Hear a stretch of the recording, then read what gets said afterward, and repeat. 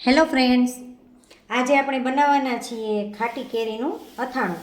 આ અથાણું આપણે આખું વર્ષ સાચવી શકાય એ રીતે બનાવવાના છે. તો એના માટે અમે કેસર કેરી છે એ 2 કિલો કેસર કેરીના કટકા કરી અને રાતે હળદર મીઠામાં નાખી દીધા હતા અને સવારે સૂકવી દીધા હતા છાંયે અને 5 વાગે એને ભેગા કરી લીધા છે. તો આ રીતે આપણે કોશિયા તૈયાર કર્યા છે 2 કિલો કેરી માટે. હવે આપણે 400 ગ્રામ જેટલો મેથીનો બોળો લીધો છે અને એની અંદર આપણે હિંગ ઉમેરીશું. તો આ મેં એકદમ સ્ટ્રોંગ એવી હિંગ લીધી છે, 2 ચમચી. આ હિંગને આપણે આ રીતે નાખી દઈશું. ત્યારબાદ એની અંદર નાખીશું તીખાના કટકા. એટલે મેં અહીંયા અધ કચરો ભૂકો કર્યો છે, એકદમ સાવ બ્લેન્ડ નથી કરી લીધું. પછી એની અંદર નાખીશું આપણે રાઈના કુરિયા. તો રાઈના કુરિયા નાખવા માટે આપણે 2 કિલો કેરી છે એટલે 1 કિલો કેરીએ 1 ચમચી નાખીએ. તો 2 કિલો કેરી છે એટલે આપણે 2 ચમચી ભરી અને રાઈના કુરિયા નાખી દઈશું. રાઈના કુરિયા તો સાવ ઓપ્શનલ છે, આપણે ન નાખીએ તો પણ ચાલે. અને 2 મોટી ચમચી ભરીને આપણે લીધી છે વરિયાળી.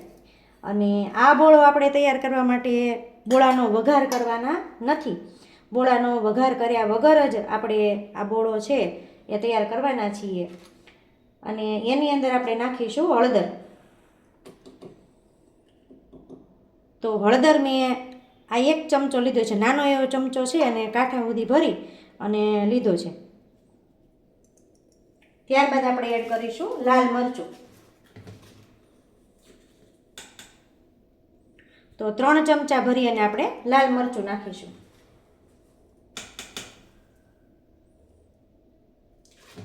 આ કાશ્મીરી લાલ મરચું છે એટલે બહુ તીખું ન હોય એટલે આપણે વધારે નાખીએ તો પણ ચાલે. 3 ચમચા નાખ્યું છે. હજી આપણને એવું લાગશે તો આપણે હજુ 1 ચમચા જેટલું લાલ મરચું છે એ એડ કરીશું.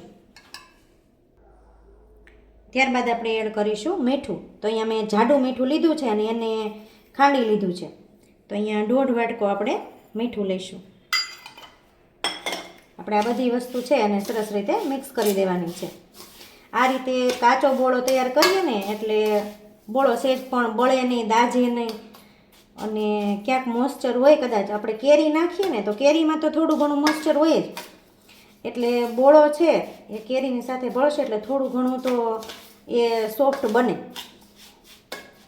તો આ રીતે આપણે કાચો બોળો એમનેમ જ કાચા તેલની સાથે જ, અહીંયા મેં તેલ પણ સહેજ ગરમ કર્યું નથી એટલે કાચે કાચું અને ઠંડુ એમનેમ તેલ લીધું છે. તો આ રીતે આપણે બોળો મિક્સ કરી અને તેલ ભેળવી દઈએ. આ મેં એમનેમ જ તેલ છે ડબ્બામાંથી કાઢીને સીધું જ લીધું છે. આપણે જરૂર મુજબ તેલ ઉમેરતું જવાનું છે. અને અથાણું છે ને એ તો તેલ વધારે હોય તો જ સરસ લાગે અને સારું પણ તો જ રહે. ઘણાને આ ચીર છે કેરીની એ એકદમ ઠળાઈ જતી હોય, એટલે કે કડક થઈ જતી હોય, કારણ કે એની અંદર તેલનું પ્રમાણ ઓછું હોય. એટલે શું થાય કે બોળો અને તેલ છે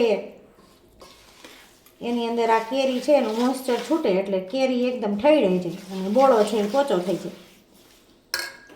આપણે તેલનું પ્રમાણ છે એ વધારે રાખવાનું છે. જ્યારે આપણે જીલાની અંદર ભરશું અથાણાને ત્યારે આપણે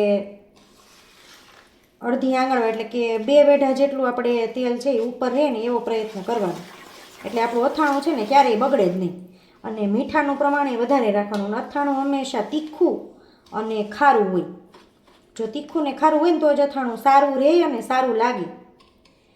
એટલે આપણું અથાણું છે એકદમ તીખું ખારું, એટલે ચટણી, મીઠું અને તેલ, આ 3 વસ્તુ આપણે ચડિયાતું નાખવાનું છે. અને હિંગ એકદમ સ્ટ્રોંગ લેવાની. અહીં મેં ગાંગડા હિંગ લીધી હતી ને એને ખાંડી અને હિંગ બનાવી છે, પાવડર બનાવ્યો છે હિંગનો, એટલે એ એકદમ અથાણા માટે યોગ્ય છે. ઘણા પેલી ઓલી રસની હિંગ લેતા હોય એ સરસ આવે. રસની હિંગથી તો બહુ મસ્ત અથાણું થાય. તો આપણો બોળો છે એ તૈયાર થઈ ગયો છે. હવે આપણે એની અંદર આપણે કોશિયા ભેળવી દઈએ.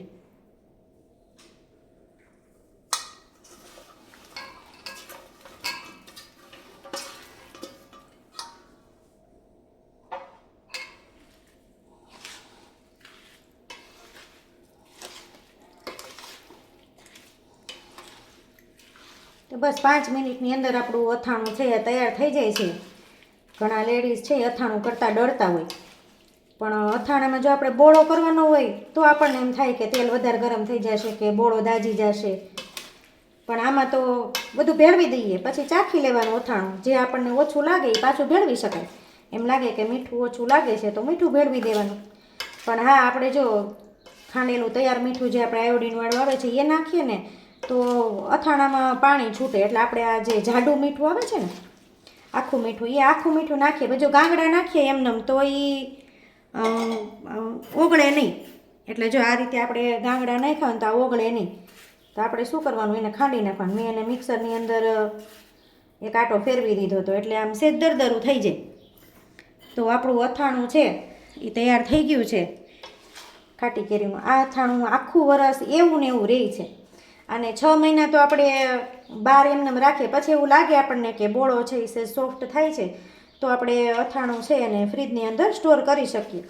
પણ આ જો વઘાર્યા વગરનો જે અથાણું છે બોળો છે એને આખું વરસ કાંઈ જ નથી થતું. તો આ રીતે ચોક્કસથી આ વર્ષે એકવાર ટ્રાય કરજો. પહેલાં તમને એવું લાગે કે નથી મજા આવતી તો પહેલાં થોડીક કેરીનું ટ્રાય કરાય, પછી મજા આવે કે બહુ ભાવે છે આ અથાણું તો એક વખત તમે ચાખશો એટલે તમને મજા જ આવશે. અને આ અથાણાનો કલર પણ જરાય ફરશે નહીં, આવો ને આવો એકદમ લાલ ચટક રહેશે.